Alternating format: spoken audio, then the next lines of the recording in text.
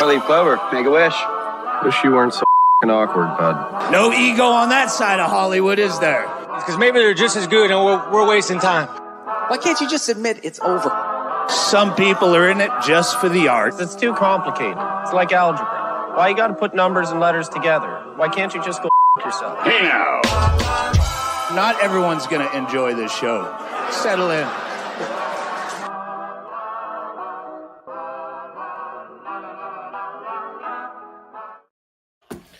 Yo! Welcome to the show, everybody! Scrub Up Talk, episode 172.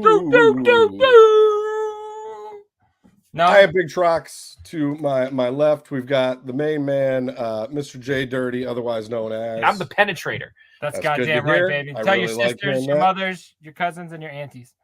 And our down below, as always, better known as... Julie Jerkoff. Thanks for being here, I just had the biggest burp on mute, you guys. I didn't share it with you, so I thought I would let you know that it took place. Your life is a burp on mute.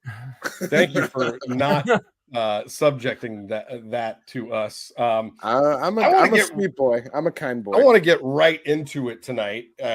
We have a very special guest that is in our lobby that's going to be joining us tonight.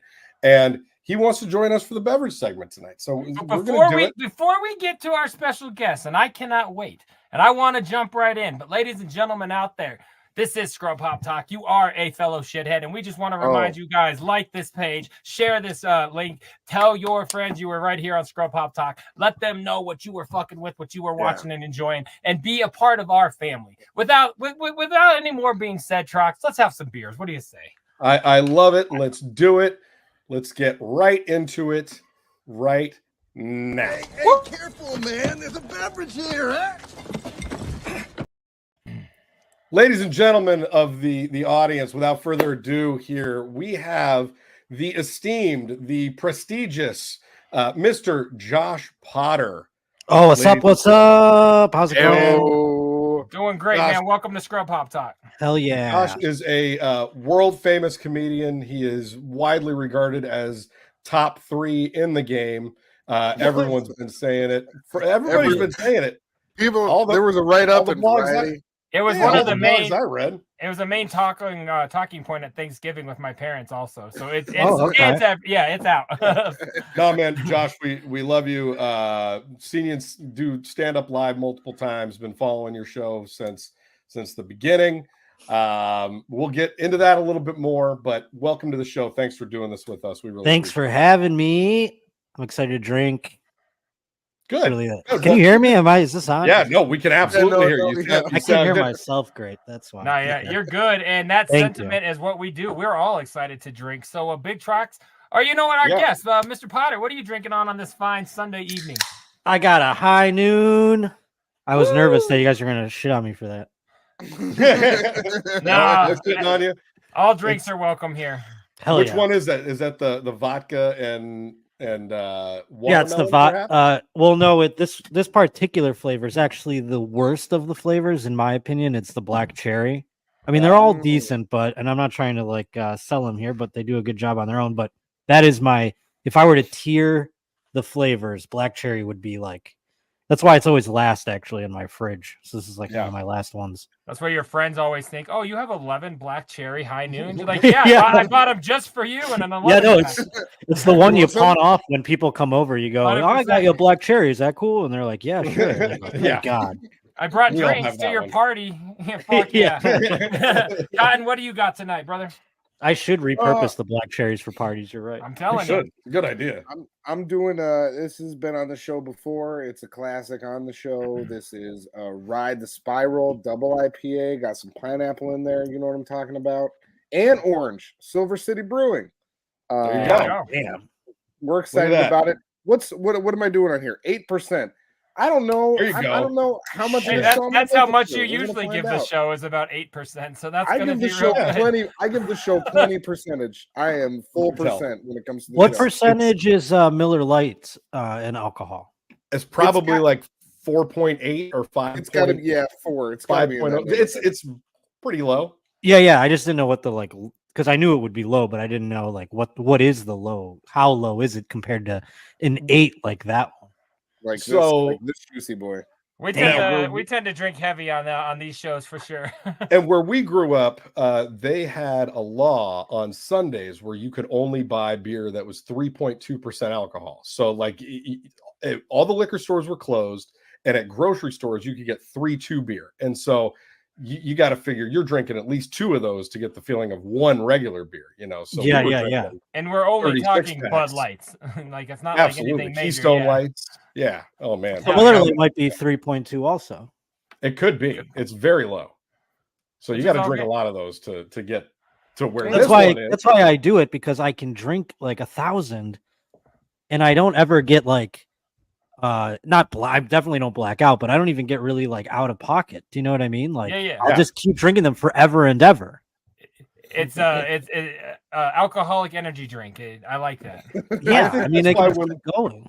When we were younger, we would just go through 30 packs of Keystone Light, like 4 of them at a time. And like me and this guy would just keep pounding them, and they just keep going. And then at the end of the night, you're like, all right, well, I guess I'm fine. I can shotgun like a 12 pack, and I'm like, fine. You know, I'm like, I'll sit out for an hour. It's like, and then it goes away. Yeah. Fuck yeah, man. Wild. So speaking of a beer that you can't shotgun 12 of, this is so I'm starting in on my holiday beers now. I got a whole series coming up. This is a holodank. Look how dope that. Another one of your weed beers. That's cool. I'm thinking it might be. It has to be. It's gonna smell like liquid weed. It says it's half bitter, more hoppy, all the way dank. So yeah, it's gonna taste. What do we say? It's gonna be very loud. It's gonna be loud as fuck. So does it have THC in it then, or is it just for the marketing? Because I've seen beers where they're like dank or whatever. They say like weed things, or like Maui Wow or some bullshit, you know, and then it's beer. It's just beer. It's that. So it just we're gonna find out. It smells like weed. Yeah, it smells like like weed. That seems like lazy. They're like, this shit smells like weed. Let's just label. Let's just put some weed label on it. What they mean is this batch came out fucked up. This batch is sour, exactly. Yeah, this batch is a little skunky. I don't want them to think it went bad. Let's just make it a weed. Let's just say it's weed beer. I guarantee those stone fucks will try it. Well, hey, this is 8.7% alcohol, so I'm about to be. Look at you over here. Come on. Here we go, Jay. What's in your mug? Well, to the shitheads and Josh here, I'll let you guys know I'm a huge pumpkin beer fanatic. It's pretty much what I drink year round, especially here on the show. I stock up, I go, so it's always season of the pumpkin over here in Colorado. So tonight is going to be no different. I've got a Founders Headless Gourdsman. I cannot wait. I've been looking at this barrel age. This boy is coming in at a smooth 13.1one. So we're about to have some fun tonight, boys. So we've been climbing the charts. Okay. Yep. So with the pumpkin thing, Yes, do you? I mean, this is ripe time for the pumpkins. Like you're getting good batches. You can go find them. Now, when it's like August, I tend to save the high octanes, as I like to call them, because those high alcohol contents, they'll last and taste fine. I drink all like the Miller Lights of my pumpkin collection. Now, so what do you put in your reserves? Like how many? Like because you gotta. I don't know. As many as I can afford. Like I go. These guys will tell you I'm really obsessive about everything, and I just go for it. So I mean, just look at the wall behind him. Yeah, I'm a Juggalo collector. I collect everything. It's stupid, man. But I probably have 50 pumpkin beers of different flavors waiting in my going forward right now. Yeah, so okay, I dig it a lot. It's my shit. Yeah. That's. I mean, that would.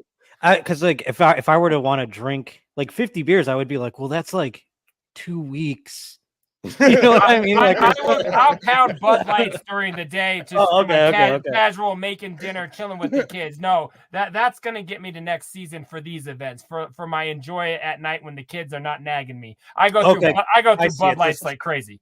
It's Papa's special treats. Absolutely. Yes, I don't hate the beer at all. I'm a huge fan. That's cool. All right. Oh yeah. All right, guys. Everyone out there, thank you for joining us. Here. We appreciate it, and let's do this. Hey, careful, man! There's a beverage here, huh? Oh yeah, that tastes like a 12.9. This just tastes hoppy. It's not like that other one, the hemp beer from New Belgium, where it like really tastes like weed. You know, Like you take a sip of that and you're like, holy shit, this just tastes like I chewed up some nugs in this. I thing. hate those. gross. I've had them and they're Yeah. nasty as fuck. This is This actually beer pretty is good. like bong water. If you want to ever miss the smell of bong water, If you remember that night you lost that bet. I'm so thankful I have hardwood floors. Like you have no idea. Bong, because like every The now bong and then water, yep. spills a little bit. Not even a lot. Just like a little bit, and you're like, man, thank God, I don't have a and carpet. that'll stink Over. for a long time. Yeah. So, Josh, I got to ask first and foremost, how's the cyst? It's gone, baby. A surgery. I did it all. Yeah? It's gone. It's out of my back. You can't even see it. Dr. Drew actually took me on stage at Skankfest with him, and he was like going to show the scar of it because it did look so gnarly, like when they took it out. Yeah. And he turned me around and like went to reveal, and he goes, "It's actually not even really that bad of a scar. So there's really nothing." He's like, Get You the can't fuck even- off my stage. No. Yeah. So you got He was like, it was like he was disappointed that my surgery went well. No? Yeah. Hey, that's Oh. an American doctor. Now I think he is real. Fuck out of here. Hell yeah. That's amazing. Well, hey, congratulations. I know Yeah. watching that video of that swab getting shoved into your back was one of the most gnarly fucking things I've ever seen. So, Yeah, it was pretty gnarly. yeah. It sounds So, speaking of gnarly, I want to talk about how we were introduced to you to begin with. The very first time that me and Cotton down below here heard of you was when you did the Albert Fish story on YMH. Yeah. That was like thought my about- second time on there. Yeah. Jesus fuck, man. I've thought about that ever since, and I gotta know, man, like what what was the genesis of you planning that bit? At what point were you like, hey, let me come on and talk about one of the most horrific serial killers of all time? I mean, There was more than one, wasn't there? It wasn't just Albert Fish. me and nobody else. He was a part of the bit. Yeah, no, I did. Tom was like, he wanted me to come on and start doing these segments, and so my whole thing, like from doing radio, I would do segments. Like my whole job was to make segments for a show. You know what I mean? So I'd come up with games or bits or whatever. So the first time I went on, it was weird porn categories. And and nobody ever really brings that one up to me. It's always like, it's amazing to me that the Albert Fish one was such a thing, because It really in resonates.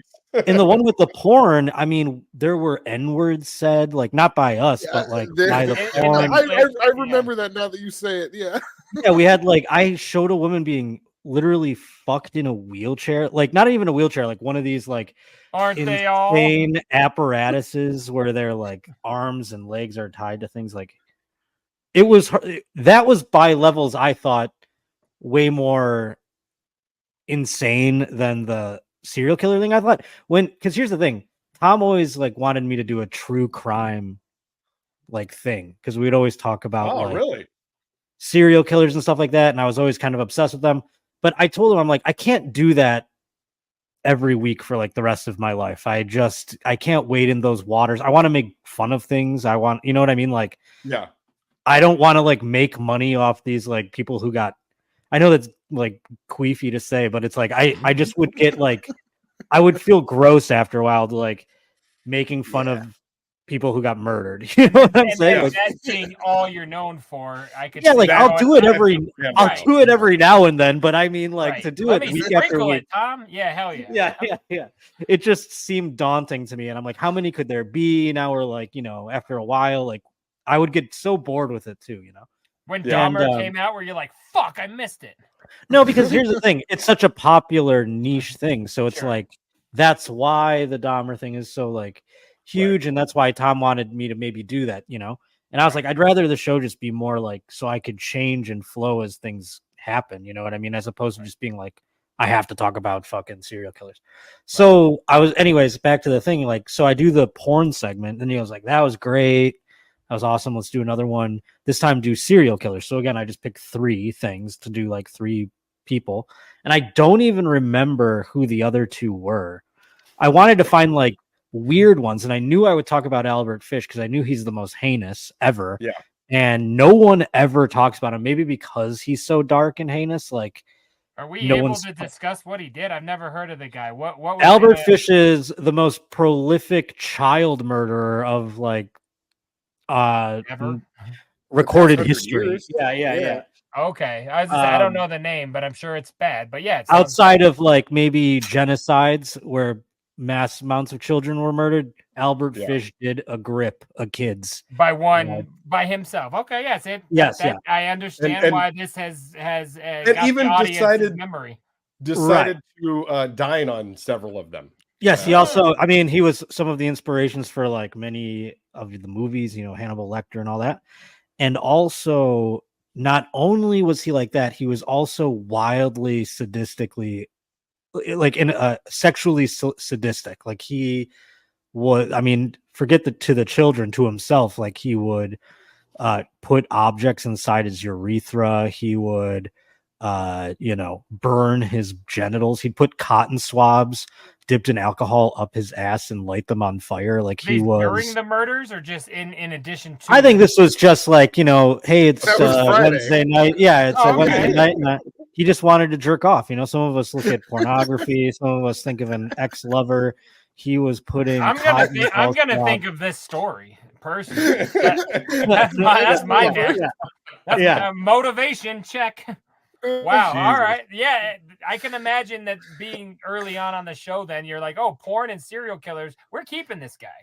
Well, yeah, I guess. I mean, but I honestly thought I was done after that, because the first one I saw no one really like complained about it or like hated it or whatever.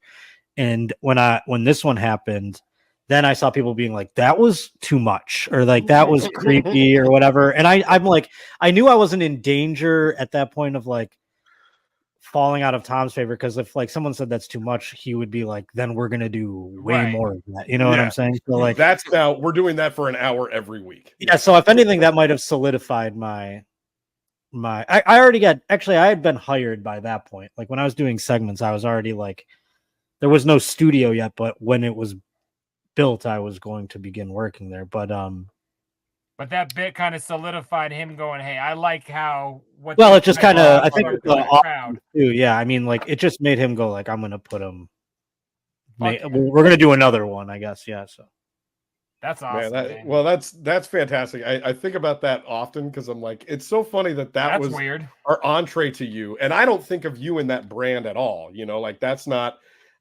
I've listened to some true crime podcasts, and like I go to you for laughs and and sports. I get most of my sports news from your show. Let's be real.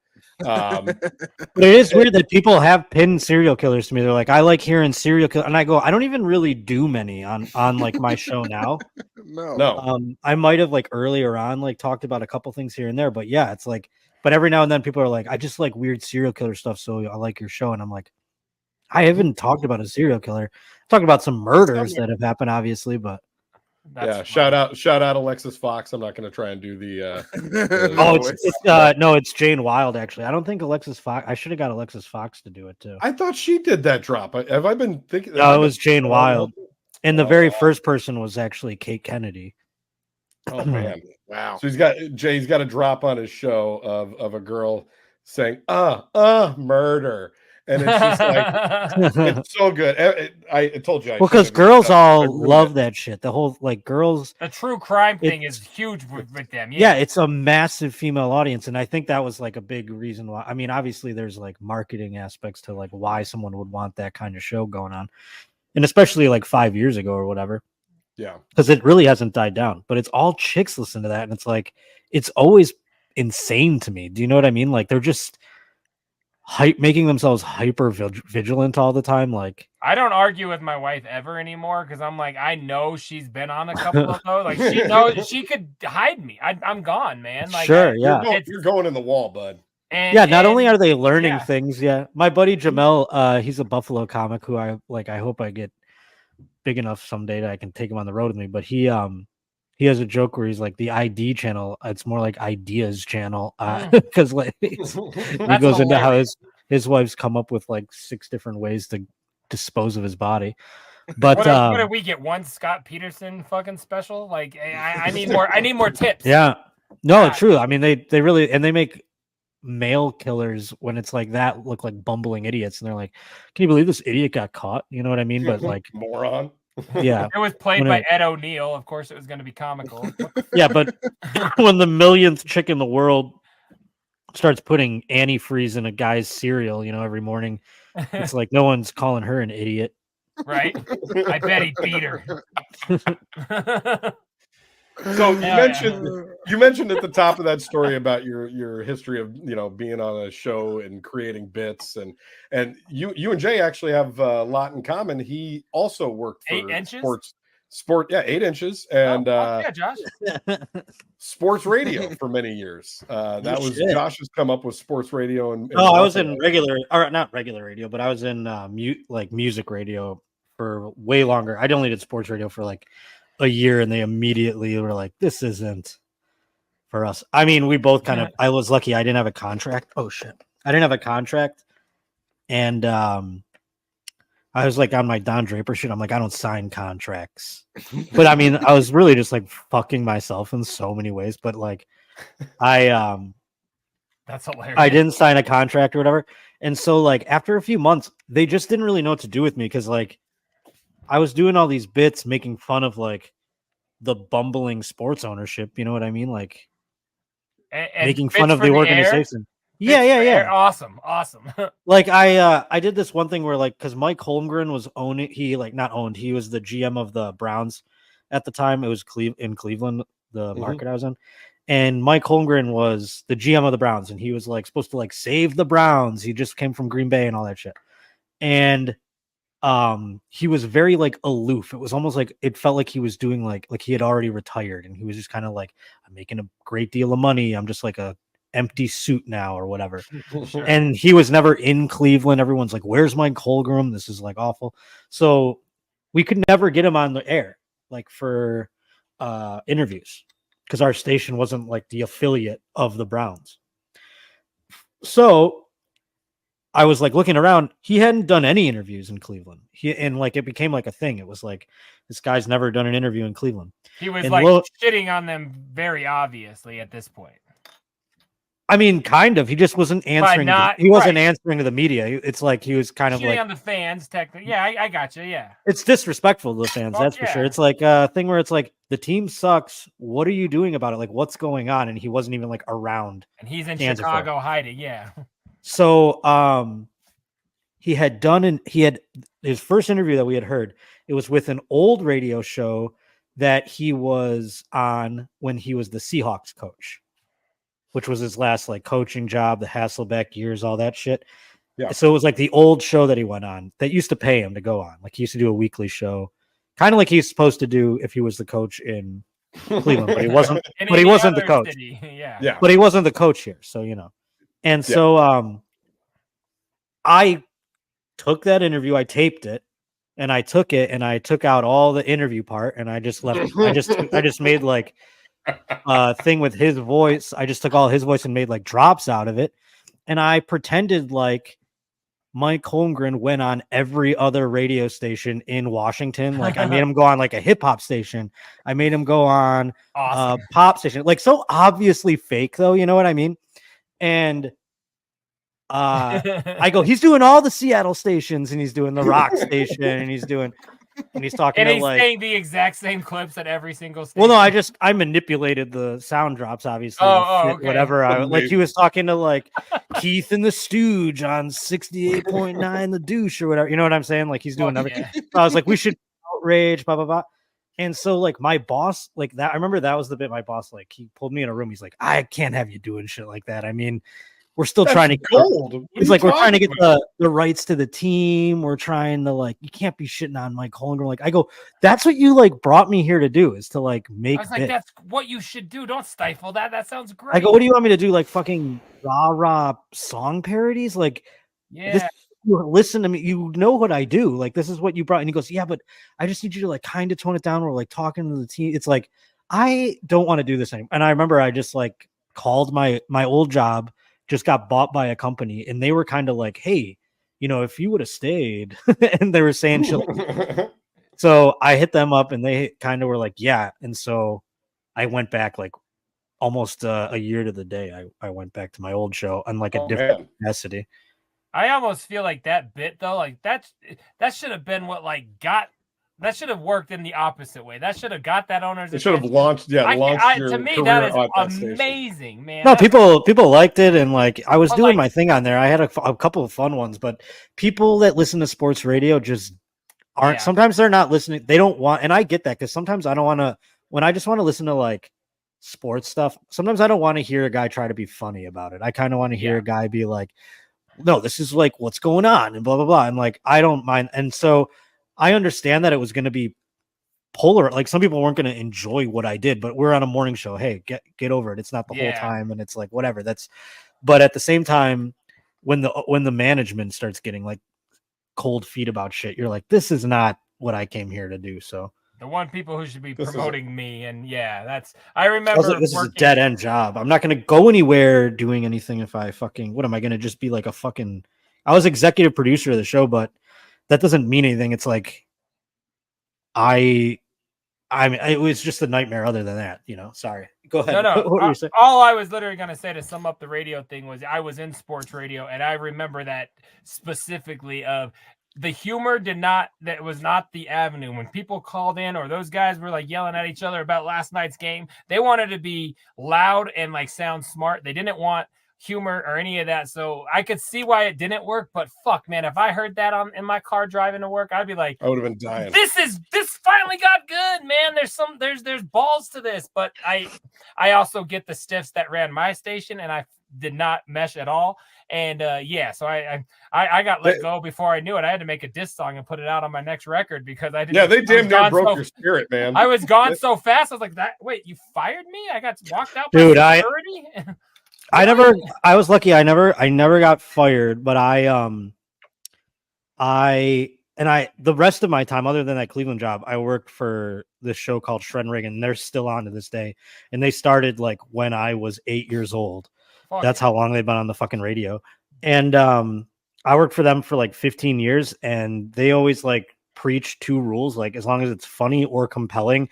And so it taught me a lot about how to do a show. And I don't even think my podcast, I mean, like, here's the thing. I honestly think like my 20s, I was like prolific, and only the city of Buffalo got to like hear it. You know what I'm saying? Like I feel like my best years are quite behind me.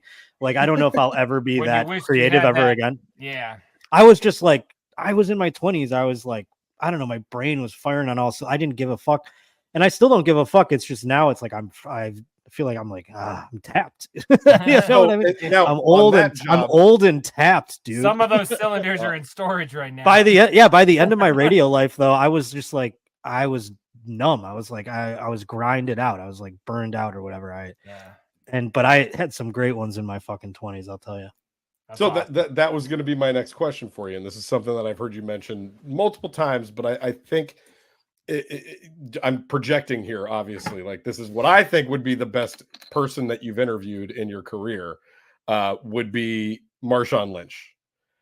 Oh, yeah. I mean, I wish I had like the full tapes of that still. I don't even know, dude, where that I would is. love to see those. Like, when you've talked about that, I just want you to tell me what one of those interactions was like, because to me, I think he's the funniest goddamn athlete in the history of being interviewed. And I could just watch Marshawn Lynch clips all day long, every day. That was that was I don't answer questions. That's that guy or whatever. Yeah. I'm only here. So yeah. That okay. Word. Yeah, and he on the sidelines. Yeah, that guy. He never, because when I met him or whatever, he was in Buffalo and he wasn't like any of those things yet. You know what I'm saying? Like, yeah. But you could tell that he was hilarious just by like interacting with him. But you're like, it's one of those things where it's like, does this guy know he's funny, or is he just one of these guys that's like, I mean, we've all met guys like that where they're just like wildly hilarious, but if they tried to be funny, they wouldn't have any. You know what I'm saying? They're just, I just thought like this guy's just just like a funny guy. Like, he's just like a weird, funny guy. And like I would ask him dumb questions for this game we'd play. And honestly, like out of all the years I did that or whatever, him and like Robert Royal, who no one's ever heard of, that guy was so fucking funny. Like, he was like, he knew he was funny. It's like the camera's on, there was no camera. I was just using a microphone, but the microphone was on, and he. I wish, if I had this shit for YouTube, I'd have a bazillion hits right now. It's like so short-sighted, but no one gave. We'd be watching no one it right now. No, I mean at the time it was like there was digital. It was 2005. You know what I'm saying? There's like digital video had like. It wasn't in our pockets. Yeah, exactly. Yeah. So like, I just bring my stupid microphone, but he would he was performatively funny. But Marshawn Lynch would just say shit, and I thought that like he would just say whatever. Was comes to his head, I guess. Like one time I asked him like, what's the best gift a girl has ever gotten you? And he's like, a girl paid my rent once. And I was like, that's amazing. I laughed so hard. I mean, yeah, we're literally we're the same age, him and I, off by like 3 months. So that's why I think he kind of like let me talk to him, because there was a period of time also because he would say the wrong things, or like he would get pissed at the media or whatever. And they were like, let's keep Marshawn out of the fucking thing. Plus he was dealing with like, I don't know. He had like he tried to go over the border with like a gun, the Canadian border with like a gun in his car or something. I don't know. Something weird. He had some weird shit going on like that. Like, right. Like just a little trouble. You know what I mean? And, so he wasn't really talking to media, but he knew I was just some like dipshit kid with like weird, with like whole. I would come in, I thought I was like, I'm not like these suits. I want to dress like a rock star or whatever. And I would wear like studded belts, and like my jeans had holes in them. And nice. I had like long hair at the time, like not long hair, but I had like long bangs or whatever. So I'm just Like in there cotton like, that's that kind of look. Hey, Marshawn, newfound glory's here. Doing an interview. yeah, exactly. So I would walk around the locker room like that, and some guys would be like, what the hell is this? Like they think I was just some rinky dink thing, which I probably was, but like they would also, some of them would open up a little more because they knew it wasn't anything like too serious. You know what I mean? Yeah. That's dope, man. Cool experience for sure, though. Like, yeah, definitely. Or not, you were in there. You were getting paid to do it, so that's fucking. Yeah, dope. I mean, it wasn't. I mean, our show was more popular than half the shows in there, but it was like we weren't asking serious shit, and it was. No, like, I feel what you're saying. Yeah. Even if they perceived you that way, hey, this kid or guy's obviously here for something legit, so that's what's up. Yeah, I didn't mean to insult that by any means. No, you weren't insult. I wasn't. I wasn't. Yeah.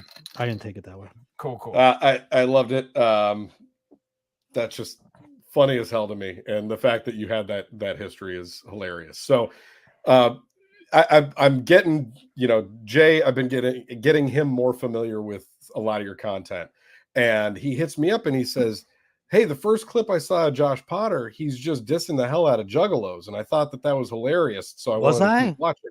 It was just it was one of your podcast clips, and I think it was on Jeremiah Watkins. Oh no, I wasn't dissing them. I was saying they would assume I was a juggalo. Oh, maybe that. Yeah, you're like, no, I'm not that poor. They're over there. I just laughed my ass off that he said we're having this guy on. Like if I showed up at Coachella, they would say to me, go to the Juggalo Fest, but I mispronounce it as them, like they don't know what that is. You know what I mean? Right? Yeah. I just started laughing. I was like, algorithms are fucking hilarious. The first thing that is funny that was the obviously the first thing that's gonna pop up on my YouTube. So yeah, man, these algorithms, I don't like them. I don't either, man. Now we're gonna all be watching Black Porn later and fucking getting ourselves in trouble from Cotton. I tell you what, it's been a night. So that just cracked me the fuck up that was the first thing that he saw. So I wanted to tell you that like the Venn diagram of roaches and juggalos is coming together, and like you've got some fans out there. Hey, Jay was at Skankfest with him. That's true. I regret not getting a picture with him. Man. Yeah, worlds are getting closer, man. No, we are huge comedy fans here on the show. We always have been. When these guys lived in Colorado, I was going to comedy with them all the time. At least Big Trox. Cotton was a little baby bitch still, so he didn't get to go out. But we did a lot of things. And yeah, man, it's so dope that you're on our show and willing to give us some time, man. Of course, dude. I love stand up, dude. It's our lives. It's fucking great. Hell yeah. Yeah, man. So I asked about Marshawn Lynch, and the interviews that you did with him. But I'm curious. You know who else is? By the way, real quick on that. Yeah, please. Ryan Fitzpatrick used to talk to me all the time for like a long time, and I don't have any really. Of those tapes. Yeah, like I know if I saw Ryan Fitzpatrick like today, he'd remember me. Like we talked a lot about like, and he would tell me about like his dad and stuff. Like we talked a lot.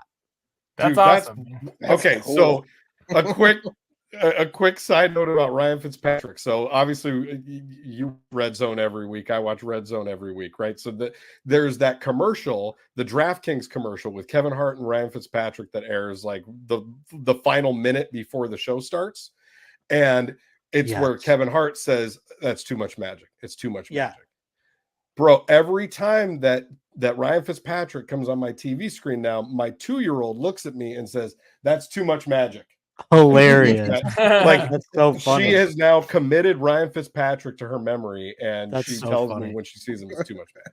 He's a legend. I mean, Buffalo kind of is where he started that legend, but I'm saying by the way, this was when he was the backup he was the backup to Trent Edwards for like 2 years or whatever. And I was always the backup quarterback's best friend. No one was talking to them. It's the smartest way in. And and then so I mean he'd be available to talk to me every week while the starting quarterback would be like rarely. But Trent Edwards was always cool about it. He'd always give me a second. JP Lossman and I were like arch nemesis because I made fun of him on the radio, and he really he was like really upset about it. Then he became my best friend's best friends with my boss, the program director. And he would show up in his office and shit, and they would I was friends with my boss too. Like he's one of the guys that like hired me and promoted me. So I knew he wasn't gonna like let JP, but he'd tell me everything he said. He's like, that guy hates your guts. It never faded, even when he became close with your boss. It just, and we'd go out. He's like, we're going with JP to blah blah blah. Come with us. And I'm like, all right, because I know he's gonna pay for stuff. I was poor, I was like sick. He's gonna buy drinks and shit. And he'd never call me by my name. He'd always be like, "What's up, Jim's guy?" Wow, like just continued it. God, that's cold-blooded. Awesome. That's a grudge. I like it. I can respect a grudge.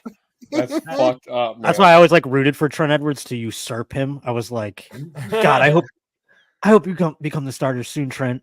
And Trent Edwards was always cool. And eventually he did. He became the starter, and JP Lossman was the backup. And he would go out with this even more when he was the backup because he didn't have to fucking play. And the game that we played against, they had to travel to Arizona to play the Cardinals. And Trent Edwards gets murdered, like out for 5 weeks type concussion. He was never the same after that. And JP Lossman had to go in, and we were a 5-1 record at that point, 5-1. We have an 88% chance to make the playoffs. And JP Lossman comes in, we lose to the Cardinals because JP Lossman was out with us literally like the night before his flight, like wasted, closing a bar. And we're like, Jesus, all of us are looking at each other like we're still banged up and we're watching this game. Right. and did you like tweet him after, be like, this is why? No, there was no Twitter back then, dude. There was whatever. No Just be like, haha, I win. I don't even know. I don't even know if we thought to go on to like Facebook and write these. I think it was MySpace or something, but it was like, dude, it was. Then we lost. We missed the playoffs. We were 5-1, and we missed the playoffs. That's fucking terrible, man. Isn't it good to know you were part of that? Crazy. Let's hope they make it this year. They can still do it. They can still pull it through. It can happen. Josh Allen just needs to stop throwing so many fucking interceptions and let. I'm on a 2025 almost. My worst. It's been my worst gambling year, football year. My fantasy football team has new life. I just am rising from the basement. This is like a do or die week, so maybe I can salvage that aspect of the season. But it's just been a shit year. That's a rough. We're knocking on the door of the playoffs, so you're almost there. To promote your stuff even more, you singing "Mad World" in reference to the Bills season really fucked me up last week when I heard it. I was like, man, he's got all the lyrics down too. Like he knows this song. I was like, he's got it. It's running in my brain. No shit. Could have kept going. It was good shit, man. Thank you. So what I was gonna say is, we talked about your interviews with Marshawn, and I've heard you do lots of interviews of people that interest you that I find immensely fascinating. I'm just wondering, like, who's the dream interview that you've yet to get on the Josh Potter show that would be like, this is the one I needed. And we are free this week, just before you answer. I'm trying to think, like, there is one that I fucked up. Don Geronimo was like a guy I used to listen to on the radio. He's like a radio idol. And I always just wanted to talk to him, but I hesitate. Like, somebody I said that on a show, and somebody like tweeted it to him, and he was like, I do it. And he like sent me his email.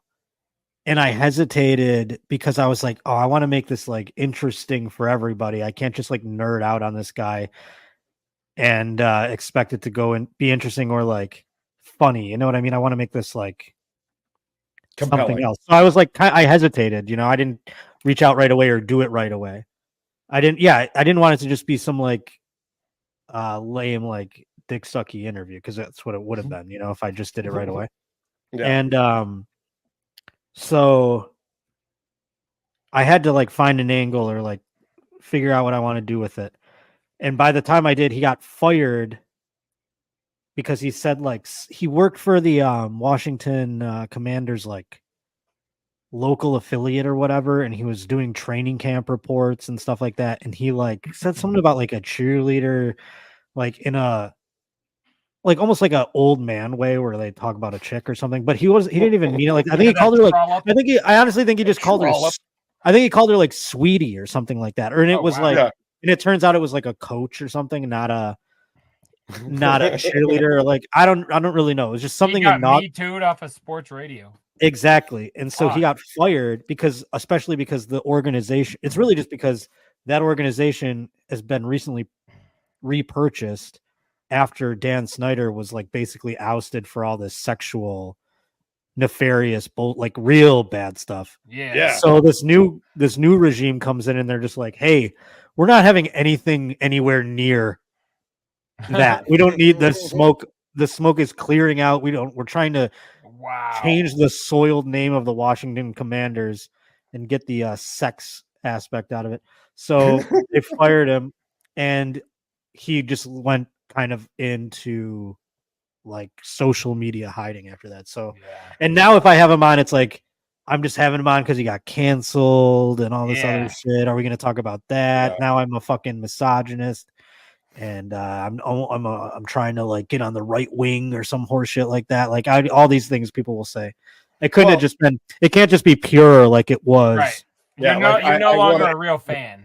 I want to interview this guy because he's a lifelong. But now it's like you have an angle. People won't care. They're like they just see this guy as like you got fired. They don't even know what he got fired for. It's like it's just tinged forever. It's like okay. So let me make a suggestion to you, a proposal, if you will. Playing that angle of hey, I'm trying to do some little pandering here. You're from Buffalo. Get OJ on the show. Oh, I've tried. Come on. I've tried very hard. I've tried. I had it in with World. It's yours truly. Let's do this. Hello, Potter World. I've tried very hard. I mean, I've done almost all you can do. I mean, the guy does not talk to anybody except for Instagram. And Instagram models.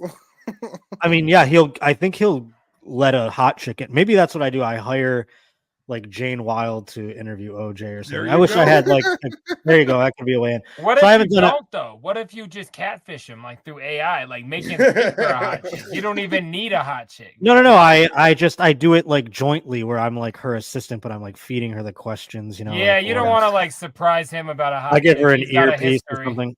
Yeah, but maybe I might get trap a little him with a hot snabby. You never girl. know. Yeah, maybe he likes blondes though. I can't get Jane. Yeah, he likes blondes. I'll figure it out. Yeah, but go back to the attention whores who wants to meet OJ. But maybe I go. But I did. So like, there is one journalist that he talks to, and I happen to be drinking buddies with that guy from back home. So I just begged him. I'm like, dude, how do I like just get me in front of him? You know, I'm not gonna sandbag the guy. Like, Yeah, we'll make a bit out of it. It would just be like wild and like it'll be hilarious. I'll get so much fucking smoke for it, dude. Like, hook it up. And so Yeah, it would be great. he's like, listen, he's like, I go through this one guy that works for him.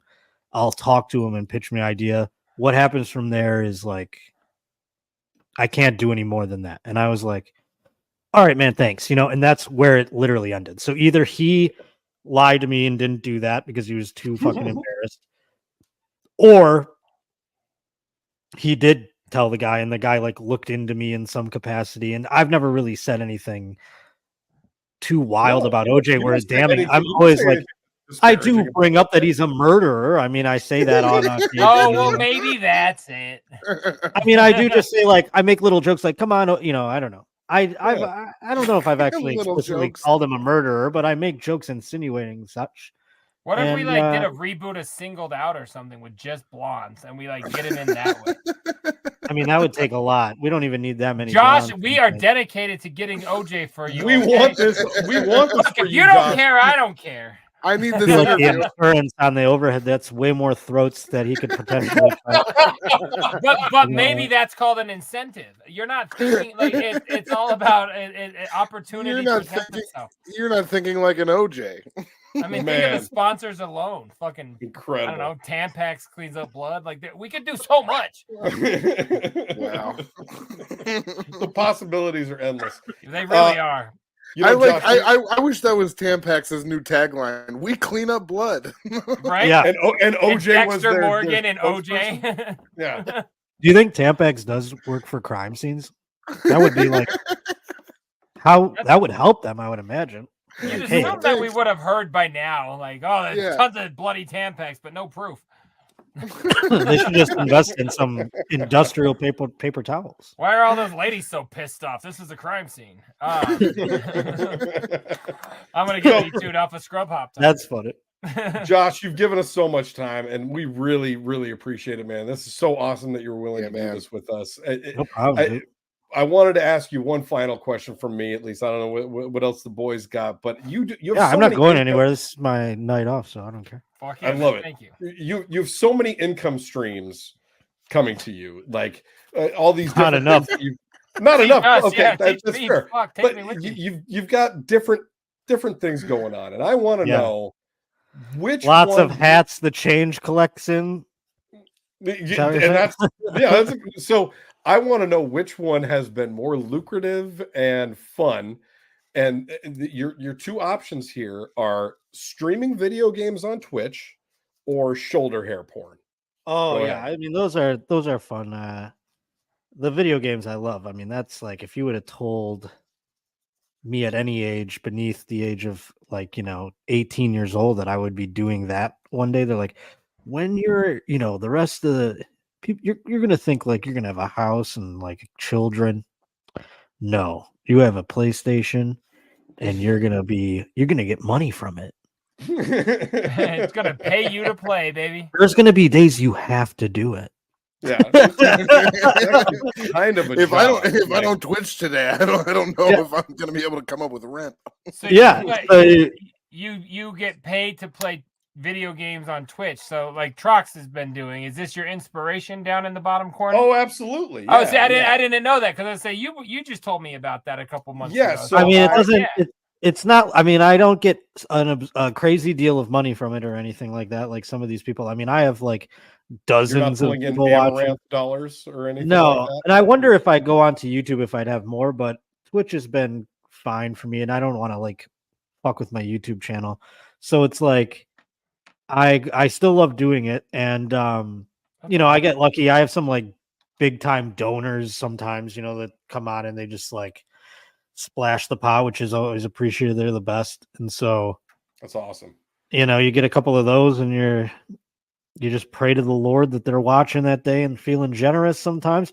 And then, Twitch gives you some shekels for the ads here and there, so I mean that's cool. That's gangster, man. Good for you. Like you said, you never thought you'd be playing video games for people rather than any money. So fuck yeah, man. But when you were younger, did you think you'd be doing shoulder hair porn? I think is the more important. No. That shit, like I could have made so much more money doing that than I did. I mean, it was during I love Jay's face right now. He looks so, he has no idea what we're talking about. I've and he searched looks so many. I've just searched so many different porn things that Exactly. I've never clicked in shoulder hair. So I'm really trying to like come up with what that could mean. So please tell me. Exactly. That's all you need. That's all you need to know. Your curiosity is enough to make some my people... therapist said my curiosity is going to get me arrested. Well, your curiosity in other people, I'm saying, is for them to pay and find out. So you did not. You're producing shoulder hair porn, or you're? Oh in no, it, I am you the just star. like I am producing it. I am the producer, director, and star of writer, entrepreneur, writer. So yeah. just so if I search shoulder hair porn at the end of this interview, I'm watching your dick. I wonder what would happen if you did search that. I wonder if it would be. I think we should find out. I think I wonder if I would be the top thing. Yeah, you fucking better be at this point. As someone who is a creator, can I just ask you, do you think that I could have a future in such a thing? Oh my lord, I've never seen another but your arms aren't hairy. I know. Oh, that's yeah. That's the thing. The bottom of my arms aren't hairy. Oh wow. It's like wait, we gotta see that.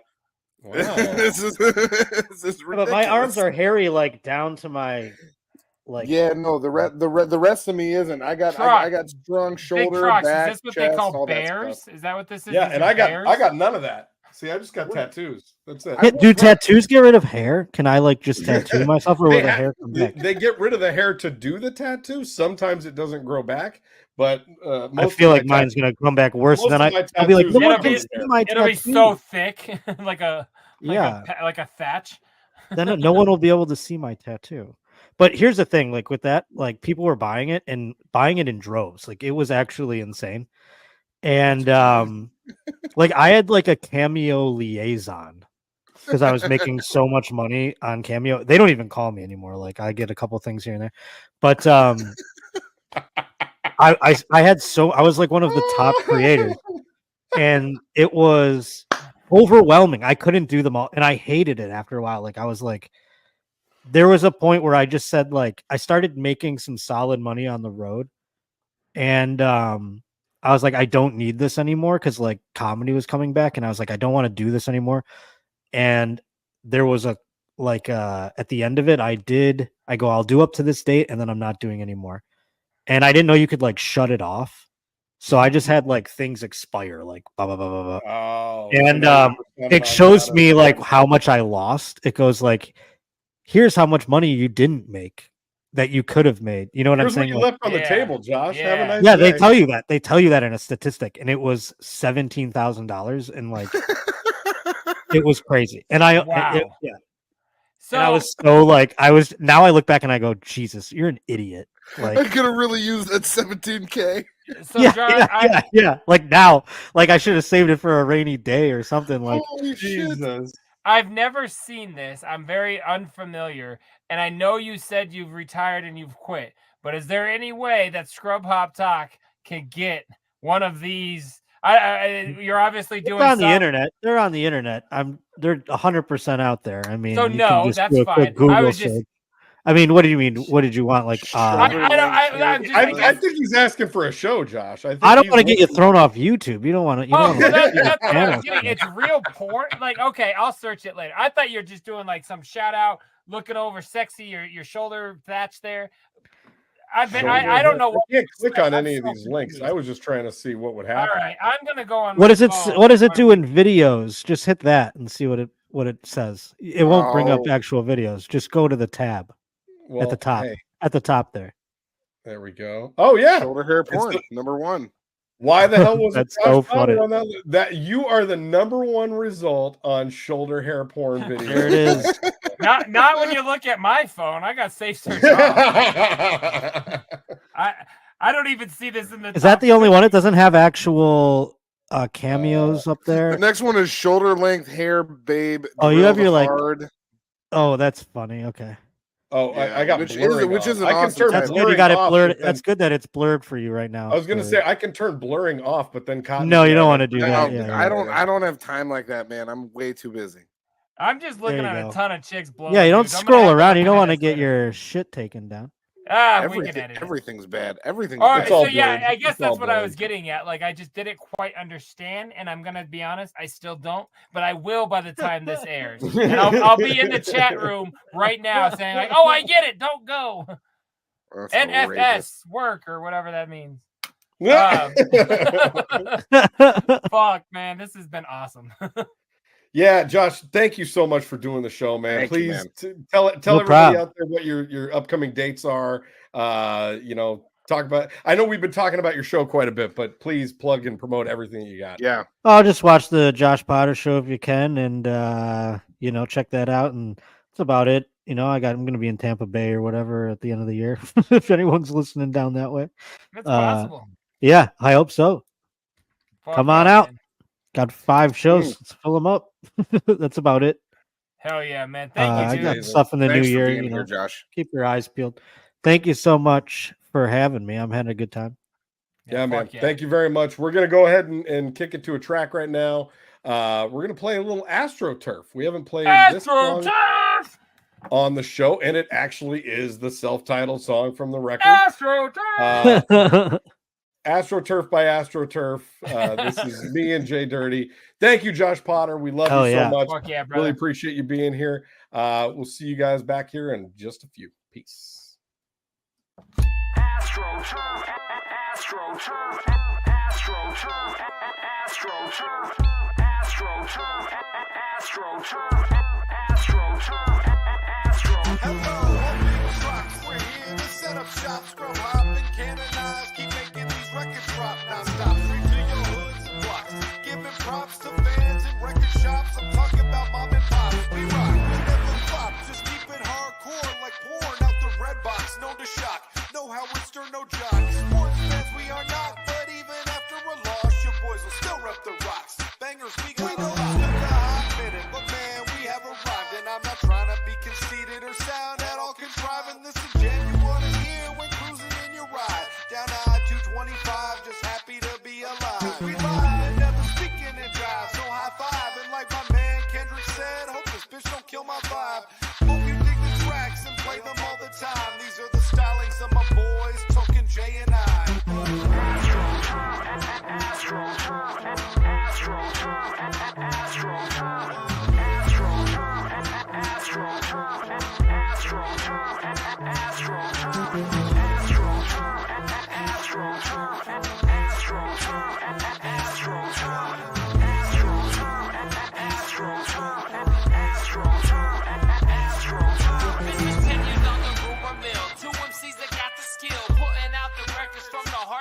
You know it's real. AstroTurf a concept thought of late one night when we were drunk. Now we got the bangers, got us screaming out your fuck. And we think canonized, clicked up every time we make a track. And I'll be sure to hit repeat. After this, we're never coming back. Even though that's not a fact, you know this is how we act. We're not afraid to drink too much and go in public, show our ass. Sit back and listen and enjoy the scrubby vibe. If you proceed to drink too much, call a cab and get a ride. Even though we rap about the beer, it's you that we don't want to lose. Instead of driving, walk inside your shoe. You got too much booze. Most of what we say is true. Some is there to make you laugh. Download it for free. You want a copy, pass the cash. We love the fact that people out there truly dig the shit we do. Everybody listening, you know we do the shit for you.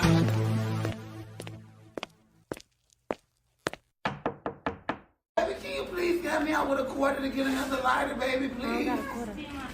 Please, baby, 1 quarter. I don't got a quarter. Say no quarter. Baby, can't now when y'all give me no motherfucking quarter. No, I don't have a quarter.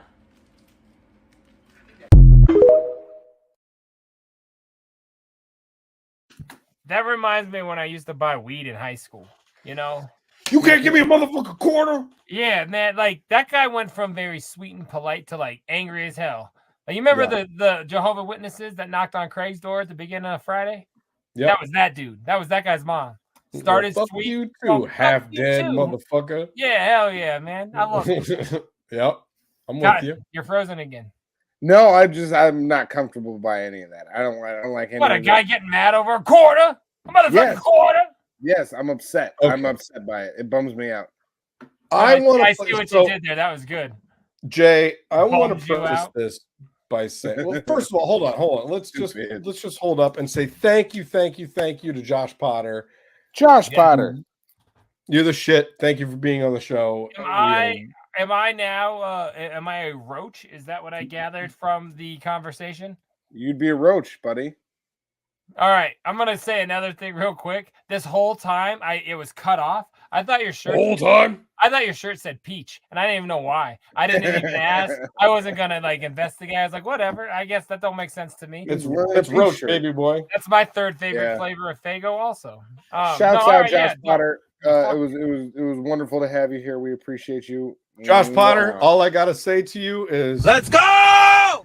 You're the shit. Thank you. You are a friend of the show, my friend. So thank you. Officially. And thank you to anybody that came here that had not heard of us before due to him. So yeah, like, subscribe, and share. We love you. Yeah, if you do that, then Sarah J. Okay, hold on. You know what? Fuck this video, because I've Did you seen see this? This, yes. Okay, then we got to talk about it because this I haven't seen this. Tagged this. I saw a thumbnail. Oh yeah, I know this. Yeah, go ahead. So I'm with you 100%, Jay. This is terrifying to me. This is one of the most terrifying things I've ever seen. Play it. This video is of a magpie that swoops down on a woman and goes to peck her eye. Now watch the fucking beak of this magpie and what it does, Cotton. This is insane. And tell me this isn't a Sarah Jade was going for her normal morning walk when she was targeted by a magpie lark. But the bird didn't just swoop her head, its beak went into her eye. Look at this shit. Watch this.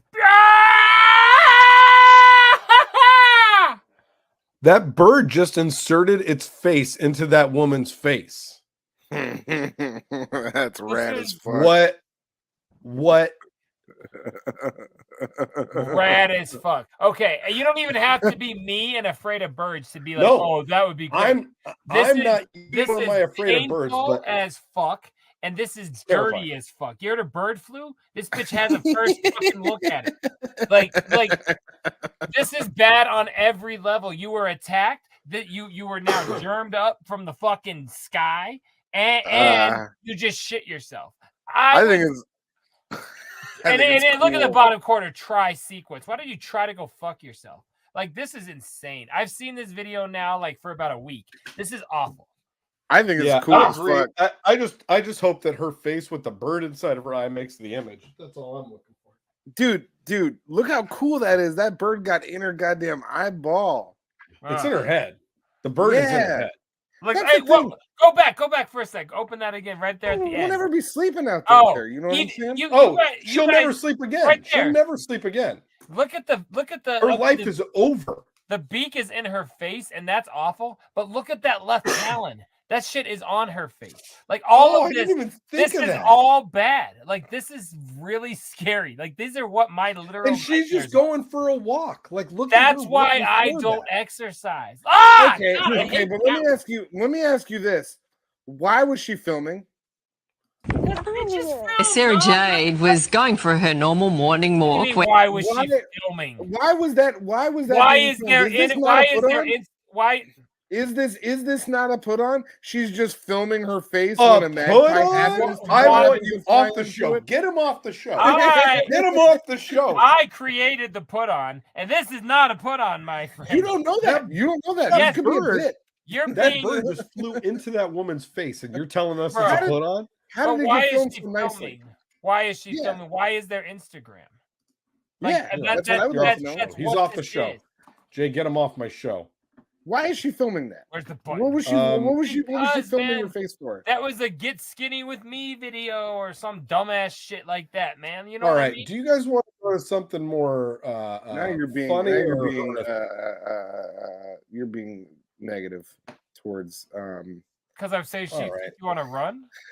I'm not being negative at all. Go for it. How about this one? I don't know who towards yet, but someone. Tell me what you guys think about this. You. Oh shit. That's a lot of fireworks. That's messed up. Oh man.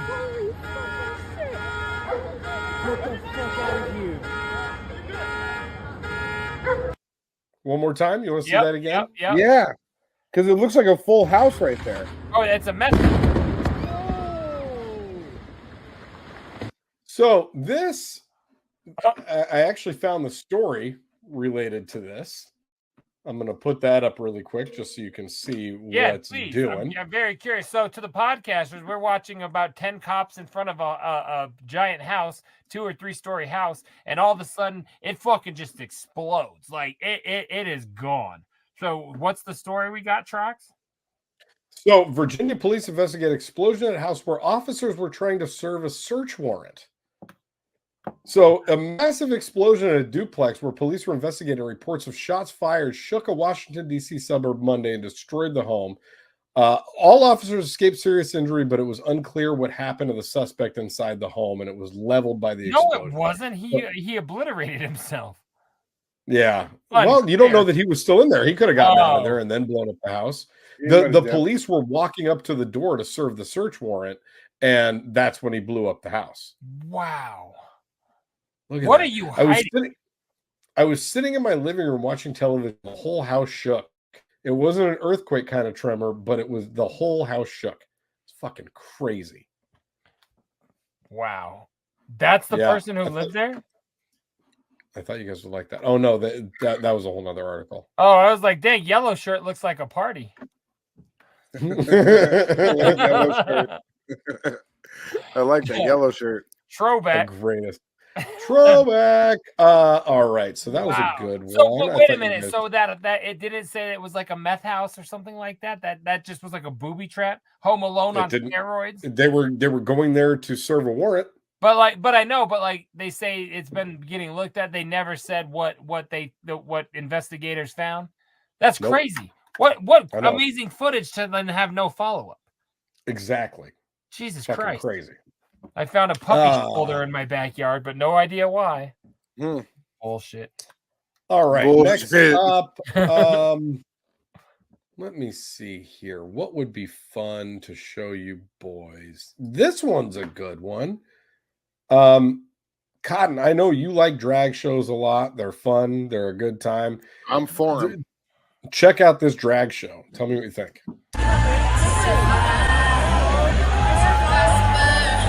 Oh, they're gonna drag her, all right.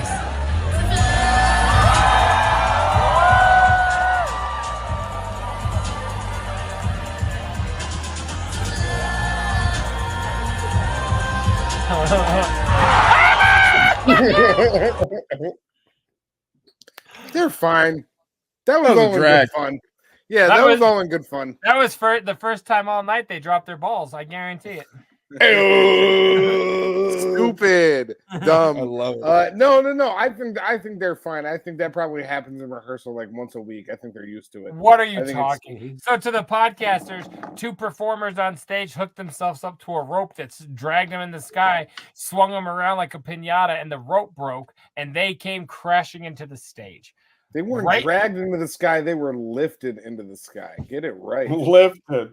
Yeah. Should we say tucked into the sky? What do you? Am I using the wrong vernacular here? You son of a bitch. Amazing. Amazing. Bottom line is they're not okay. That was not one of them broke their ankle. I guarantee it. Mm-hmm. One of them can no longer hit their knees as the finisher, like at least for a week. Like shit got rough over there in Dollywood. I broke my back. All right. By the way, I'd like to give a shout out to Neon's Lovely Ghost, the next pumpkin beer, white chocolate pumpkin golden stout your boy is drinking, because that 13.1 is gone. So we're going to have another. Woo! Fuck, it's blast off time, boys. Here, literally, yeah, look at that guy. Check out I enjoy seeing a little maniac Karen going on at a fast food restaurant. I think you guys will like this. I have too as of late. Check this out. Shut me up. Why don't you shut me up? I'm so tired of ignorant people like you coming in here talking bad about the workers. That's why you can't get workers. Who wants to sit here and listen to some bitch come in here and talk shit to him? Let that man work. That man ain't causing you no problems. He's doing the best he can. It doesn't matter what I like. I can tell you don't like it. Well, too bad. Go someplace else. Go to Burger King. Have it your way at Burger King. Have it your way at Burger King then. Would you shut the fuck up? I just said that. I said, shut the fuck up. Man. I don't care who you call. I could care less. Excuse me, can you call the police? Can you call the police? You call. You say they're busy. Well, then get the manager back over here.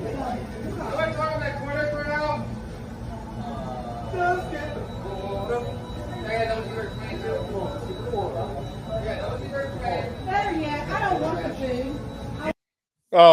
Better yet, I don't want the food. I want to know what township they're in Kentucky and why they are.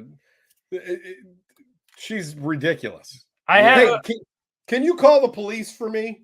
This guy's bothering me. Can you call the police for me? Did I miss something though? Like, did we see what she did? Because I got to be honest, it seemed like that guy was harassing her. I never saw her bitch about nothing. It could be true, right? Like, it sounds as though he was harassing her about her bitching at employees. He was like Karening a Karen in a way, but like he didn't seem any better. He just wasn't doing it to the guy getting his fucking shamrock shake. Is that kind of like? I think you nailed it. Yeah, I don't think like either one of them. I don't. But I do think that's more admirable. I think it's more admirable to do it to somebody who's not providing you service. Yeah, but do it for a minute, and she shut the fuck up. She don't want bitch tits Bob yelling at her. She shut up. He kept going. He became a harasser. To me, that guy is also an asshole. Because my empathy is for them. They're working the hardest job on the planet. They're working at a drive-through. It's not easier than any other job. I'm not talking shit on the workers at all. I agree. What I'm trying to say is that if he was in any way standing up for these workers that are doing this tough job, then he's on the good side of the story. He's on the positive side of history. To a minute, though. To a second. He is where my heart lies. You're right. Your heart's going to stop soon. That guy, like, literally, like, you say two things and then you let it go. He started harassing that woman to the point where it was. And what if one of those people thought Blaze had a new CD coming out next week? And now the lights are on, and they're like, you know what? He does. I'm just saying, like, I don't know. I don't like that video at all. That video is way too America for me. It's not making the top 10. We got to get something imported. Let's go. All right, let's try to wrap it up with this one tonight. Let me see. We're inconsistent on videos tonight. Some of them you like, some of them I like. You know, but that's why this works. Like, do you guys both like this one? I hope so.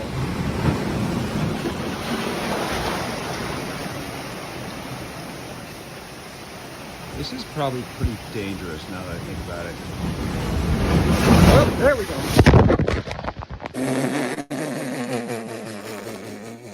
Oh, dude. That had to hurt so bad. He just got fucked up, dog. Have you ever stood on rocks like that? Like that are that jagged? I have.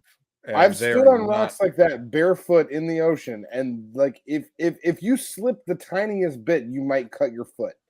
And then when you land, you'll cut your abdomen and then you'll bleed to death. Why are you two in this weird jagged edge cover band? What the fuck are we? What are we talking about? Like, where do you get in this? What do you mean? You both said yes. You've been here. You both. This is the Pacific Ocean. This is. I wouldn't be surprised if this was Hawaii or some other type of Pacific dive. This is a painting they sell at the store called Oriental Pacific at the Aurora Mall. This is nothing I've ever been to. Like, what the fuck? Yeah, with Oriental Pacific, it's a good store. They always follow me and offer great. I just love when this guy says this might be dangerous. Yeah. This is probably pretty dangerous now that I think about it. Oh, there we go. But also, you know what?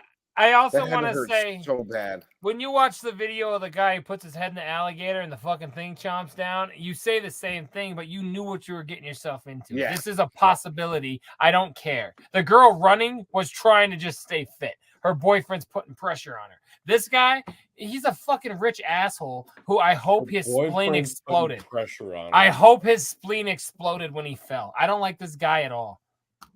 He's probably. I bet if you met him, he's a real nice guy. Well, if he's a veteran, I probably have after that. I only work with veterans. I only work with veterans.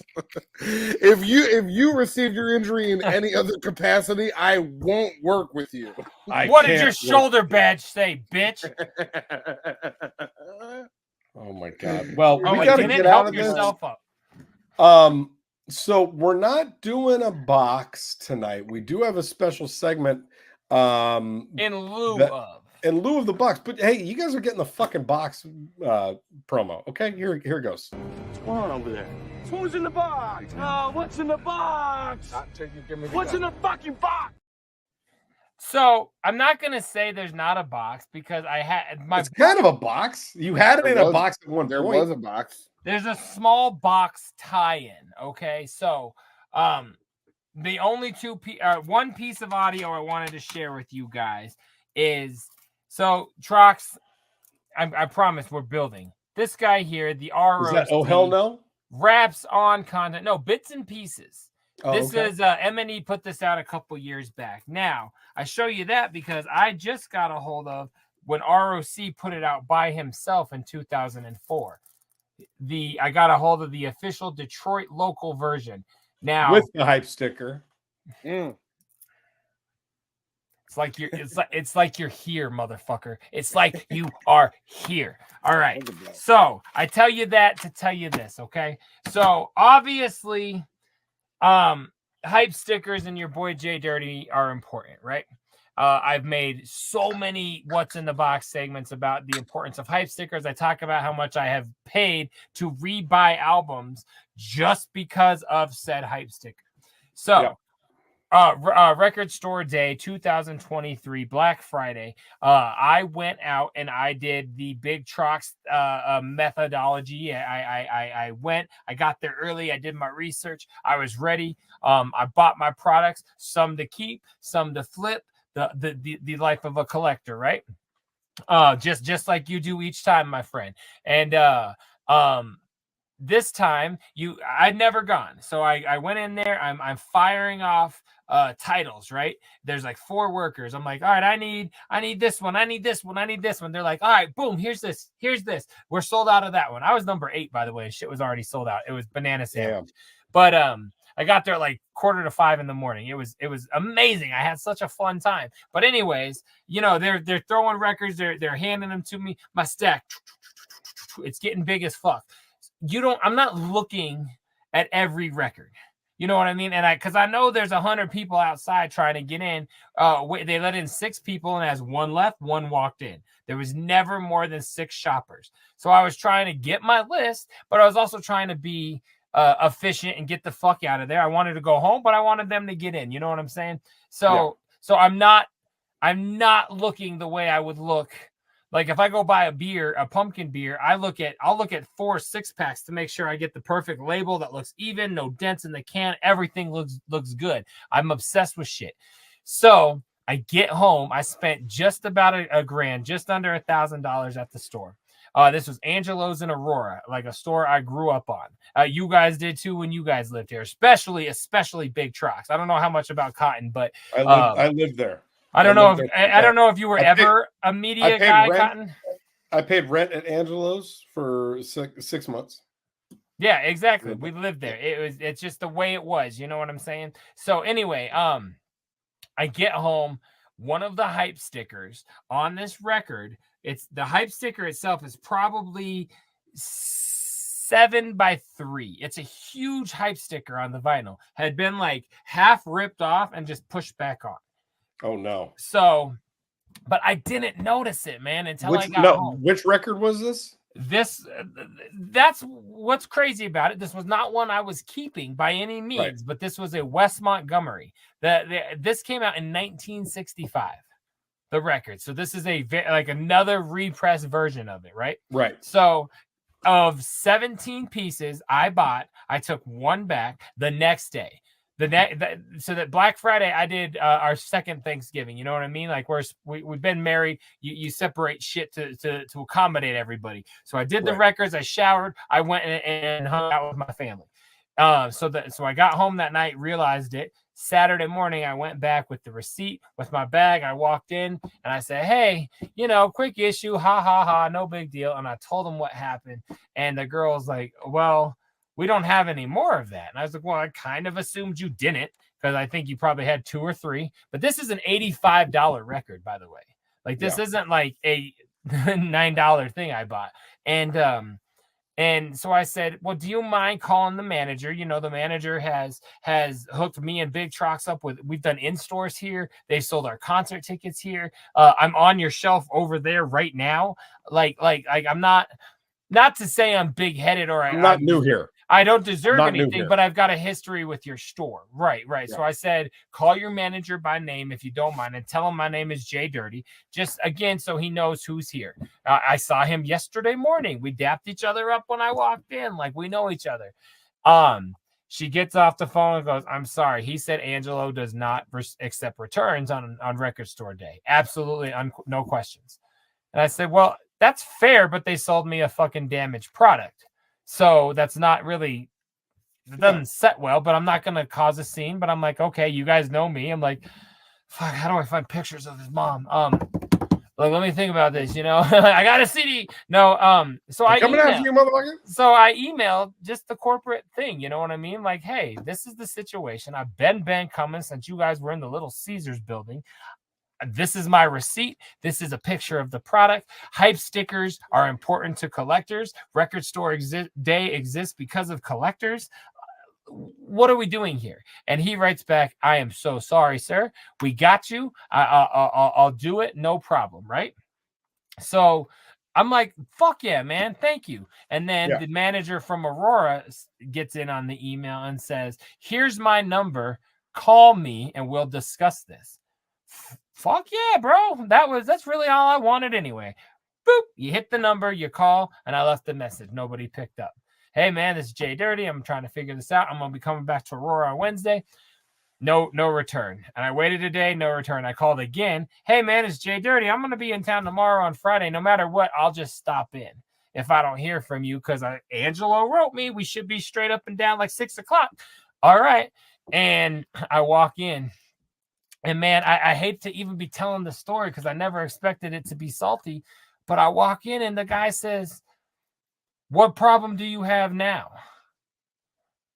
I'm like, wait, what? He's like, what is it now? You got another problem?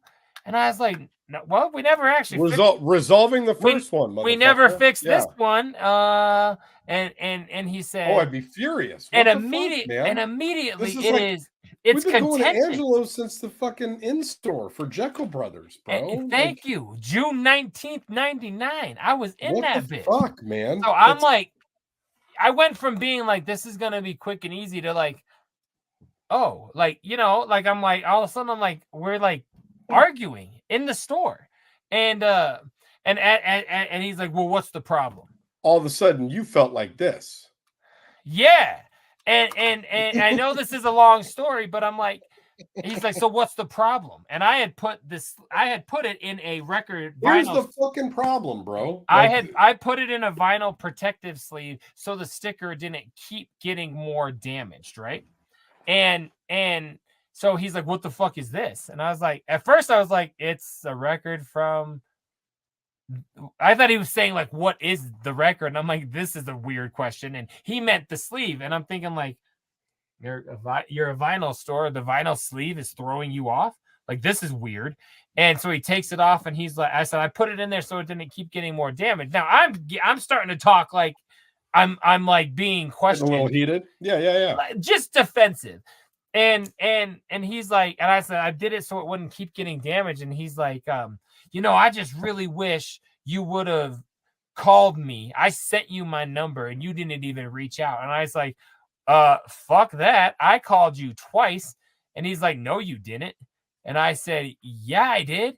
Because the email said, call me and we'll discuss. So I called him, no answer, called him, no answer. He's like, you never called me. And I was like, I pulled out my phone. I said, I called you on this day at this time and this day at this time. And I left a message both days. I haven't answered or checked my voicemail in 20 years. He's like, why didn't you text? He said, why didn't you text me? I said, because you said to call you and discuss. Like I'm literally like my mind is being Who is blown. this guy? And that's just it. I'm not even trying to drop his name, but he's been the homie for years. And I said, and as he's walking around the desk, like, I'll refund it, but I just can't believe this. And I was like, man, as a collector, and he cut me off. He goes, I've been collecting for 30 years. He goes, I thought people collect music for the music, not for the sticker. And I was like, bro, what are we talking about? I said, this came out in 1965. The music's out there. Record store is variants, and the variants have different degrees. So yeah, like you said, how many times have I brought up? Like I got so upset. Paid triple hype sticker. Fucking paid extra because of the fucking sticker. Like the story goes on. Like your boy is I was so like offendedly beat up, but like, wait, bro, like, that's why this is sort of still here. Like, that's why you are now in That's why your store exists. But that's why this store is here now. Like, Yeah. I couldn't believe it. So I'm honestly, man, like I think me and Angelo's are probably done. And that's weird as fuck to say. And is my little bit of money matter? No. But I'm like, man, you guys treated me like I was trying to rip you off, like I was an asshole, and like I wasn't somehow, like, maybe it was petty, and I'll admit that. However, I never would have bought that record if it wasn't so fast paced and like let's move everybody out. I'd have been like, do you have another one? If not, I'll put that back. I move on. I think nothing of it. They treated me like shit, and it was fucked up, and it pissed me off a lot. And that is what's in my box. I just want to take this "What's in the Box" segment right now to say shout out Silver Platters in Bellevue, Washington. They're the shit. I had an issue with a record that I now actually had to. I framed it. Hold on, I'm gonna pull it down, okay? Because it's right here. It's available. So this record, I had an issue with at Silver Platters. This is the ODB record. We went over this, right? Yep, we've talked on it. Yep. The groove was missing. It would no longer play on side D. I brought it back into Silver Platters. They fucking gave me a brand new one right there. No questions asked. They didn't even want to see the receipt. They were like, you know what? We're going to take care of you because we know that you're a value customer. We know that you come here. We recognize you. Here you go. You didn't get 20 questions and I didn't get a question, dog. Not a question. Yeah, man. Like I felt like I've got like 38 more things about this, but that you said that. So I missed out on a record here that I wanted to get. They'd already sold out of it, right? So I asked Big Trox if he could get it. He got it, sends me the receipt. My mind is blown. So I'm glad you said Silver Platter because the record at Angelo's that day was $46.99. In Seattle at Silver Platter Records, that record was $27.99. So they're all sold to the CD stores for the same price, and then they mark it up a little bit to stay afloat. That's like 40%. So from here on out on record store days, I'm a Bull Moose fan. I can go to .com record store day sales. Like there are ways around it. Like I didn't care about the markup until they like did that fuckery, and then I'm like, you know what, man? It sucks to say, and that's what like I've had maybe 2 issues with records that I purchased at Silver Platters. They're always amazing. They're always great. They take care of me. They'll whether it's a refund or an exchange, they're just fucking chill. Shouts out to them. That's why I feel confidence when I go in there and I drop, a fucking comma on some records. And I'll be like, well, if something's fucked up, they'll take it back. They'll take care of me, Which Fuck is you, how Angelos. every place Fuck should you. be, man. It was very, very stale. Because I think we've referenced some song we talk about doing in stores at Angelo's. We talk about it. Like, so There's been stories on this show about Angelo's. it was just very, very like, So we're gonna end the segment tonight by Yeah. saying, fuck Angelos, big up Silver Platters.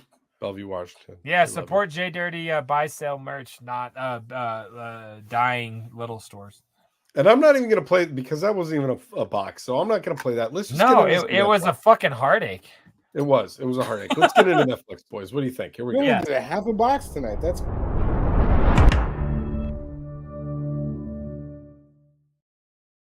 Cotton, I've gotten about 25 CDs since my last box. Trust me, there's plenty to come. there must be gang activity here. That's crazy. That's crazy. I saw that on a Facebook. Maybe there's gang activity here. That's crazy. I was scrolling up on Facebook last week and that popped up, and I literally thought it was a clip from our show because I feel like we're the only ones that know that. Yeah, fuck yeah. Netflix. That's our jam. Netflix, Cotton, what do you got? I'll just give you a little quick one because I got a bunch of stuff that I'm in the middle of right now that I'll talk about when I'm ready. But one thing that I finished season 2, you guys, have we talked about this? Did I tell you about this yet? Reservation Dogs. I know I've talked to you about season 1. I know we've talked about season 1 back when it came out forever ago. But are either of you familiar with this show? No. No. I've heard of it, but I don't know what it is. Yeah, I've watched 2 episodes of season 1, so I am familiar with it, but I'm not intimated with it. There you go. Just finished season 2, started season 3. So far, there's just those 3 seasons available. Season 2 was arguably better than season 1, and I thought season 1 was fantastic. It's about these kids growing up on an Indian reservation in Oklahoma, and just about their fucking plight and them trying to, get something out of their lives. It's so good. It's funny. It's dark. Is it reality show or scripted? Scripted. Oh, okay. It's by the same the guy Taika Waititi is the executive producer, and he made What We Do in the Shadows, and he directed a couple of the Thor movies, and like some Flight of the Conchords stuff, all that stuff. And what's the one? Wow, fuck me. Never mind. I can't remember the name of it. He goes by He's great, though. Taiwan Titties. That's what you said? Taika Waititi. Oh, yeah, like Taika Waititi. And he's fantastic. But yeah, the show's great. Everyone should watch it. It's Reservation Dogs. It's on FX. You can see it on Hulu. They got 3 seasons on the bitch right now. Big Trox. What are you watching? This week, gentlemen, I have been watching arguably the best show on television. I am so excited it's back. One of my favorite things, I think I've talked about it on the segment. It's been off the air for a while, but season 5 of Fargo just dropped a couple weeks ago. And boys, I am here to tell you it is a fucking masterpiece. It's so good. It's so amazing. And your girl Juno Temple from Ted Lasso is the main character this Keely. Oh, Keely. I was like, who's that? Okay. Yeah, she's the main character in Fargo this season, and her Minnesotan accent is on point. She's so good. She's perfect in the show. 5 out of 5 stars. Highly recommend. 2 thumbs up. You need to watch this show. It's so fucking wild and dark, and her character is amazing. It's so good. All right, hell yeah. I'm waiting on making that my recommendation until the season's over, because I did just start that new season, and goddamn, are you right? It's so good. Am I not wrong? So much. It's so good. Oh my god, I'm very excited for the rest of the Jay, season. you'd love it. Yeah. It's so good. Watch Fargo season 5. And the thing, I just want to preface this to all the shitheads out there and to you, Jay. The thing with Fargo is that you can go watch any individual season by itself, and it has no impact on the rest of the show. So you could just go start season 5, and it wouldn't matter because it's all an anthology show, and like everything is independent of all the other seasons. So, I gotcha. Fuck yeah. Start with season 5. Doesn't matter. I loved her on Lasso for sure, and I've said this, my wife and I joke, but my favorite line of her ever was, I think it was season 1, where Ted goes up to her and goes, "Hey, like, how do I get through to Jamie? What is he into?" And she goes, "Oh, blowjobs." And he's like, "Is there anything else?" Like he gives the Ted Lasso look, and it's like, so we always say, "Is there anything else?" Like, it was. I love that lady. So I want to see her do Minnesota for sure. Fuck yeah, she's so good, and like I said, she's the main character. So hell yeah. It's a masterpiece. I've only seen the first 3 episodes, and I'm so fucking in. It's great. Fuck yeah, man. Well, yeah, I'll check that out. Get them. So a while ago, I said I was watching the Disney Plus series, The Santa Clauses, and I will tell you, I finished it. It holds the fuck up. That's not my recommendation, but I finished it right before we got on here. I'm like, I'm gonna follow back. I hope that never ends, because that shit makes me happy every time. I hate Christmas music, but I'll watch that shit every year. Now, that's not what I'm here for, though. So last week, I texted you guys because I was under the impression that the greatest fucking dubbed television show in the world was coming back. And I was fucking wrong. Dubbed television show. That's right. Squid Game. I get a thing that says new episodes. I thought The Challenge was the name of season 2 because I was just an idiot, and I just I got excited. It said new episodes, and I'm like, woo! So I texted y'all. I texted my wife. I texted my homie. I'm like, yo, it is on and popping. It is not on and popping the way I thought, but I'm gonna tell you, I finished The Challenge. It's dope as fuck. I loved it. I watched 1 episode. I'm like, oh, I'm gonna binge this shit. I had to wait for it to come out. It's dope, man. Like, y'all watch your Date an Autistic Fucking Girl show. This is like the same shit. Like, you don't know the outcome. That's what it's called. It's called Date the Autistic Fucking Girl. It's literally it's a reality game show with 456 people, and it is dope as fuck. I wanted to hate it. I really did. I watched the first one so I could diss it here. I've watched all 10. I finished it. It's awesome. Go watch Squid Game, The Challenge, and get yourself ready for season 2. Okay. Man. It's dope. I really Is it based off of the MTV show The Challenge as well? Like, is it like a crossover of those two? Don't talk to me. No, I'm asking you a serious question. I don't know what that means. What is The Challenge? It's a very popular reality TV show called The Challenge. Well, then yes, because it's a reality. He's never heard of it. I don't know what that is. It like Road Rules? Like, I don't watch it. You just treated me like I was an asshole for asking you a question that's like right on par with what you're talking about. But like, I fucking know, dickweed. I don't know what shows are on MTV, and I don't. Maybe follow back and tell me if it's like that. Maybe. I mean, they challenge each other in a reality show. I'll holler back, girl. And I could tell you what, at the end of it, there's going to be a second season, and you can apply. There's a website to be on it, because for the last 9 episodes, like, I could do this. I could do this. Are you going to do it? Fuck yeah, I'm going to try. I told my daughter I'm going to start applying to just be on game shows to see what we could do. I'm going to just try to get on shit. Why not? I could be on Survivor. I'd be good. I wouldn't do that. Nah, not like Survivor or Naked and Afraid or like Pornhub. Like, I need to do like shit. I know I could do all like 3 of those. I gotta do shit I might succeed at. You know what I mean? But anyway, all 3 of those. Survivor, Naked and Afraid, and Pornhub. I think those are the same show, aren't they? Yeah, they're all the same thing. All right, Jake, we're done. Great recommendation. You got anything else to add tonight? I don't. All right, well, let's get the fuck out of Netflix. All right, here we go.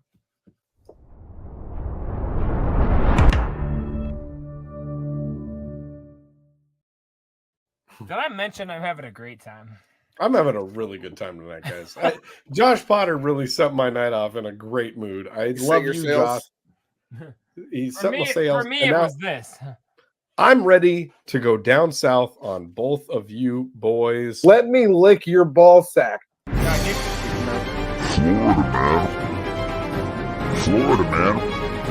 Florida man. Speaking my language. This week's episode of Florida Man. Florida man charged after assaulting wife with sausage. Police say alcohol may have been factor. Yeah, for sure, dude. The affidavit does not say what kind of sausage the wife was pelted with. Look at this guy and tell me what kind of sausage she was pelted with. You know what I'm saying? I bet you it was something that was about 64 years aged. I'm guessing. Andouille sausage. Isn't that what it's called? I think it's andouille. You don't pronounce the L's. And just because you grab your dick and challenge her to a fight, that doesn't make it a duel. It's an andouille. I challenge you to an andouille. I'd be like, I challenge you to a centimeter. Jay, I'm just submitting this to you right now. I feel like the image needs to be the magpie inside this guy's eye. Well, I know you do yourself a favor. You produce the clips, I produce the art. Okay, pal? All right, buddy. I mean, this ain't Hot Rod Magazine, pal. This whole time, never mind. I don't want to give away that joke because I've had one in my mind. Florida man has been charged with domestic battery after allegedly throwing a sausage at his wife and hitting her in the side of the face with it. Ray Allen, 61, has been released from custody. Didn't he beat somebody's friend up in an elevator or something? That was Ray Rice. Ray Rice. Oh. Released from custody following Saturday's incident in St. Petersburg. However, a judge has ordered him to have no contact with his wife. The smoking gun obtained a copy of Allen's arrest affidavit, which claims the sausage flinging happened during a verbal altercation. Sounds more like a physical altercation, if I'm not wrong. True. You've never flung a verbal sausage at somebody? Sure, I have. I'm out here flinging verbal sausages on these hoes. What if the person you're yelling at's across the street, you're like, suck my dick, bitch! Is that like a verbal sausage? You're flinging verbal sausages. Yeah. We're doing the show. All right. The said sausage struck the 64-year-old victim on the right side of the face. It is alleged in the arrest affidavit, which notes that alcohol use likely played a factor in Saturday's incident.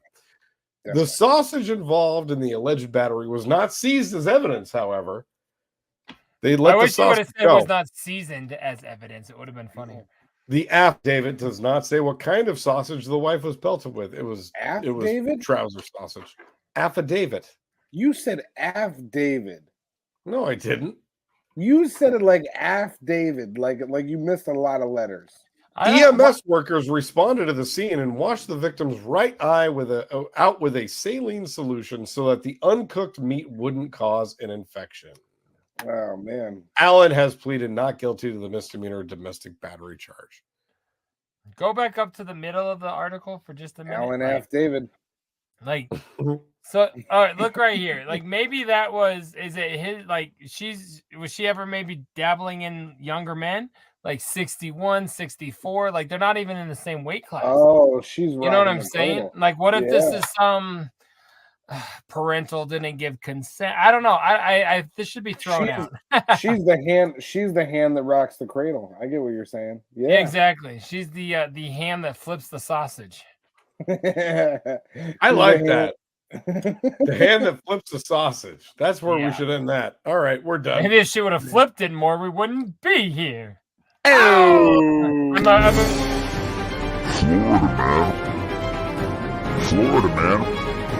Florida man. Guys.